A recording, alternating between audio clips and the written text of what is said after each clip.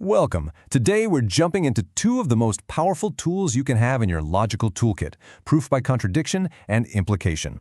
You know, if you're in discrete structures, computer science, or really, if you just want to build rock-solid arguments, getting these down is absolutely key.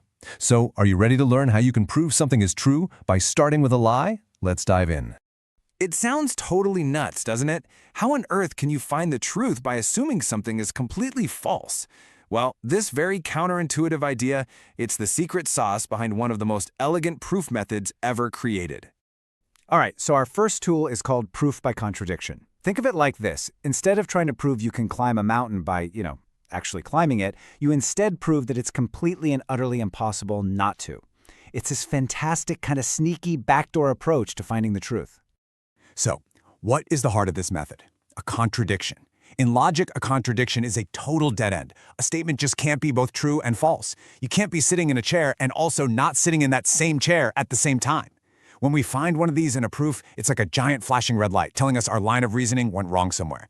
And for us, finding that red light is the goal. Okay, here's the four-step game plan. First, you play devil's advocate. You just assume the very thing you're trying to prove is false. Then, you start walking down the logical path that follows from that assumption. The whole point is to keep walking until you run smack into a wall, a logical impossibility. Once you hit that wall, you know your starting point had to be wrong, which means the original statement must have been true all along. It's such a simple but incredibly powerful trick. All right, let's put on our detective hats and try this out on a classic math problem. Proving that the square root of 2 is an irrational number. This is just a perfect way to see the power of contradiction in action. Okay, step 1. We make our bold assumption. We're going to pretend that the square root of 2 is actually rational. Now, what does that really mean? It just means we can write it as a fraction, a over b, where a and b are whole numbers. And this is the super important part. The fraction is in its simplest form. That means there are no common factors left to cancel out. Remember that detail, okay? It's going to be the key to this whole thing. Now, for step 2, let's follow the logical trail. If we square both sides of that equation, we get 2 equals a squared over b squared. We do a little bit of rearranging, and we get 2 times b squared equals a squared. So what does this tell us? Well, if a squared is equal to 2 times something, it has to be an even number, right? That's literally the definition of an even number. So here's the next logical leap. If a squared is even, then a itself has to be even. Just think about it for a second. An odd number times an odd number is always odd, so a has to be even. This means we can write a as 2k for some number k. Now, if we plug that back into our previous equation, we get 2b squared equals the quantity 2k squared. That simplifies down to b squared equals 2k squared. Hey, that looks familiar, doesn't it? This means b squared is also even, and so b must be even too. But wait a minute. Do you see it? We just proved that both a and b have to be even numbers, which means they can both be divided by 2. This completely blows up our initial condition, the one we said was super important, that the fraction a over b was in its simplest form with no common factor. And there it is, the big aha moment. Step 3 is done. We've found our contradiction. The assumption we started with, that the square root of 2 is rational, has led us down a path to a conclusion that is logically impossible. We've basically created a paradox. And this just brilliantly shows us the final step.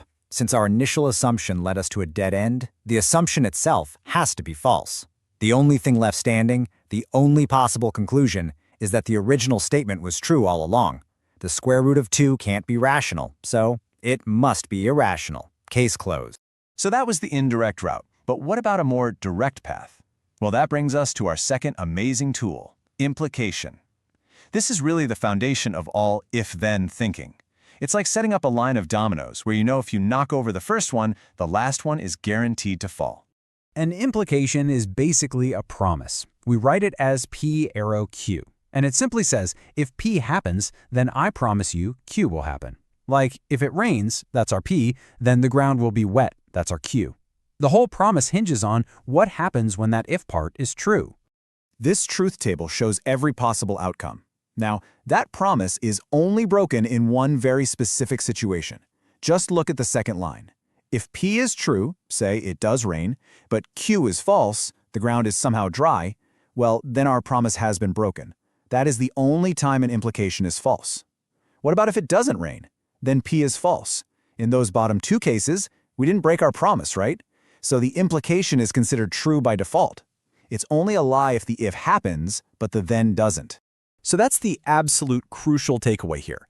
An if-then statement is only ever a lie if you fulfill the if condition, but then fail to deliver on the then result. In every other scenario, like if the if part never even happens, the promise isn't broken, so the implication is still true. Let's see how this works in practice. Take the statement, if a number is a multiple of 4, then it is even. To prove this, we assume the P part is true. We start with a number that's a multiple of 4. Does the Q part have to follow? Oh yeah! By definition, anything that's divisible by 4 is also divisible by 2. The implication holds. It's a valid, solid, logical promise. So there you have it, 2 incredibly powerful tools for your logical toolkit. One is kind of like a sledgehammer for breaking down false assumptions, and the other is more like a careful builder's level for making a perfectly straight line of reasoning. Let's just put them side by side really quick. You use contradiction when a direct proof seems tricky or out of reach. You assume the opposite and go hunting for a paradox. You use implication for those more straightforward if-then claims, where you assume the if and just logically show that the then must follow. So why does any of this matter outside of a discrete structures exam? Well, in computer science, proof by contradiction is famously used to show that some problems, like the halting problem, are literally unsolvable. And when you're designing an algorithm, you're using implication to guarantee that if your input data is good, then your output will be correct. Even in database design, these logical rules are what ensure your data stays consistent and doesn't get corrupted. This isn't just theory, it's the actual foundation of how we build reliable systems. At the end of the day, mastering these proofs gives you a powerful framework for verification. It teaches you how to build an argument from the ground up, check it for any flaws, and then present a conclusion with total confidence. So the real question isn't just about how you solve a proof on paper, but how will you start using this kind of precision in your own thinking?